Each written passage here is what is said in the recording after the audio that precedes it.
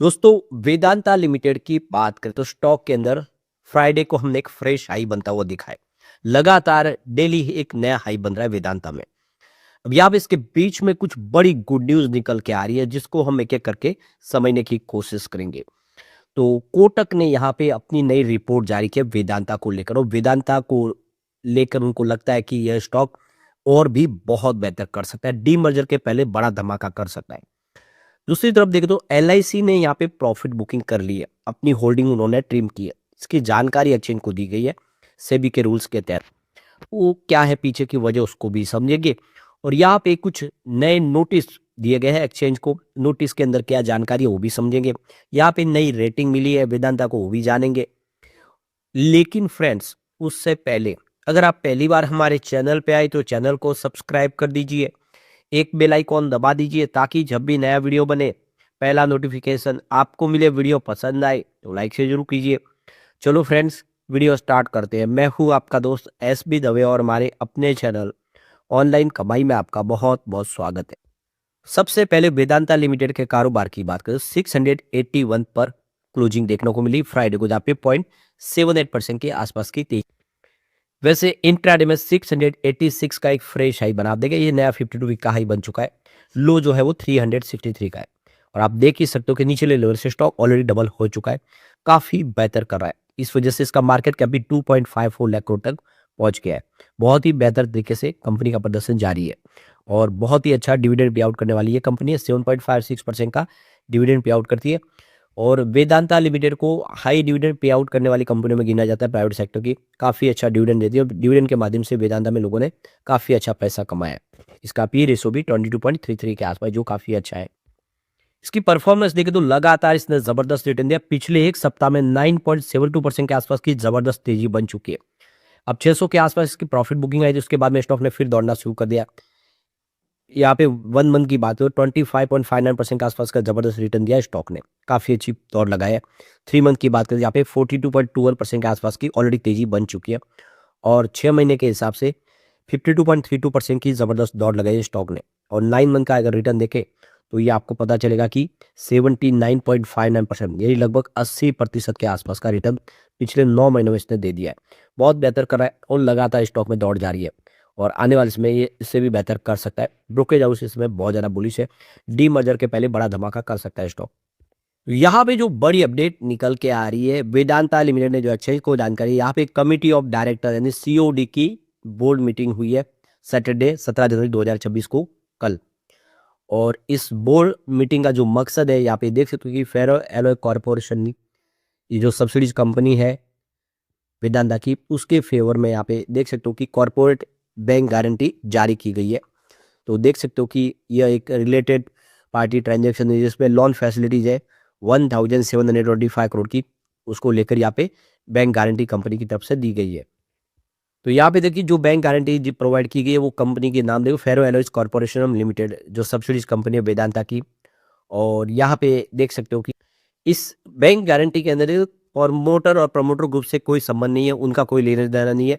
ये कॉर्पोरेट जो गारंटी दी गई है, आप देखिए ये कॉर्पोरेट गारंटी सीधी की सीधी कंपनी के थ्रू दी गई है। कॉर्पोरेट गारंटी में अगर आप देखें तो जो लैंडर ने 1725 करोड़ रुपीज़ की यहाँ पे सिक्योरिटी के तौर पे ये टर्म लोन जो लिया गया उसके लिए कॉर्पोरेट गारंटी दी है। और ये जो गारंटी की जो पीरियड है, आप देख सकते हो कि 26 मार्च 2029 है, 26 फरवरी से लेके 29 मार्च तक के लिए ये गारंटी दी गई है। तो आप समझ सकते हो इसमें जिम्मेदारी जो है कंपनी ने ली, वेदांता ने। एक और जो बड़ी अपडेट निकल के आ रही है, जो वेदांता ने एक्सचेंज को जानकारी दी है कि ईमेल के माध्यम से उनको जो ESG risk assessment rating provide की गई है। तो सेबी की तरफ से देखो, आप देखें ईएसजी रेटिंग जो प्रोवाइड की ईआरपी, ये 14 जनवरी 2026 को कंपनी को प्राप्त हुई है 5:15 पे शाम को, जिसमें आप देखें ईएसजी रेटिंग 67 इनको प्रोवाइड की गई है। तो इस कैटेगरी में इनका एक काफ़ी अच्छा वर्चस्व है। कंपनी को ईएसजी का अच्छा खासा स्कोर मिला है। रिस्क असेसमेंट के मामले में देखें तो कंपनी का बिजनेस अच्छा है। तो ये ईएसजी रेटिंग जो है इंडिपेंडेंटली जहाँ पे इसकी जो टोटल पैमाने पे चेक करने के बाद ये रेटिंग प्रोवाइड की गई है।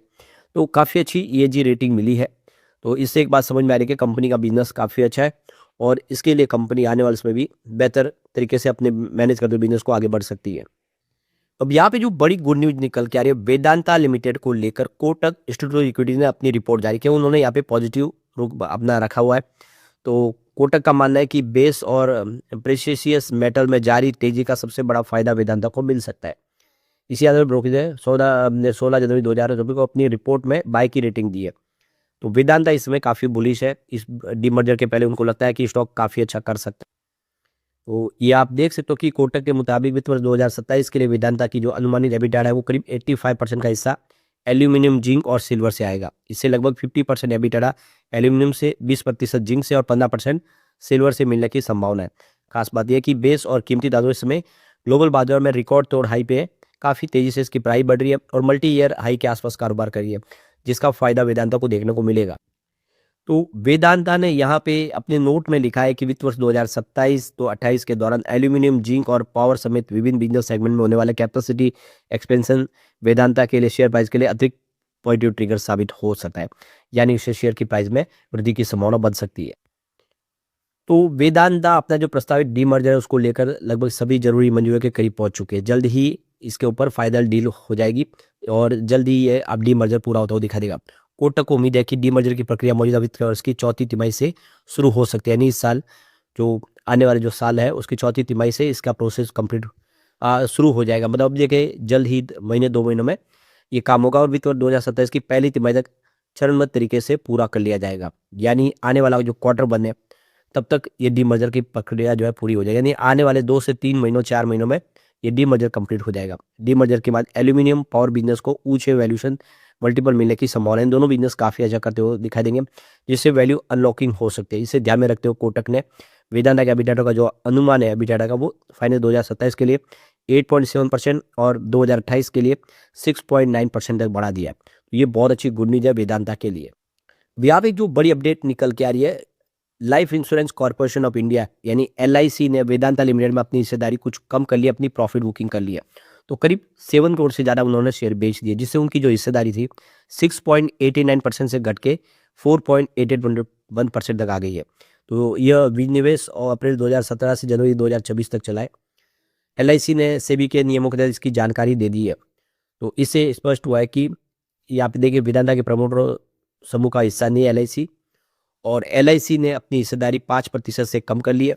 और हिस्सेदारी नीचे लाने के ऊपर अगर आप देख कंपनी कोई फैसला करती है जिसकी बड़ी हिस्सेदारी है 5% से ऊपर, तो उसको इसकी जानकारी एक्सचेंज को देनी होती है, सेबी को देनी होती है। तो सेबी को जानकारी LIC ने दे दी कि उन्होंने अपना यहाँ पे कुछ प्रॉफिट बुकिंग किया, शेयर काफ़ी अच्छा दौड़ चुका है।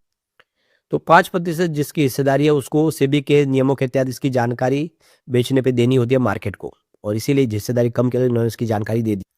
तो देख सकते हो कि बहुत ज़बरदस्त तेजी ऑलरेडी बन चुकी है और इस तेजी का फायदा उठाने के लिए 2.008% की हिस्सेदारी इन्होंने कम कर लिया, और यहाँ पे हिस्सेदारी लगभग 7% के आसपास थी, वो घट के 5% के नीचे आ गई है।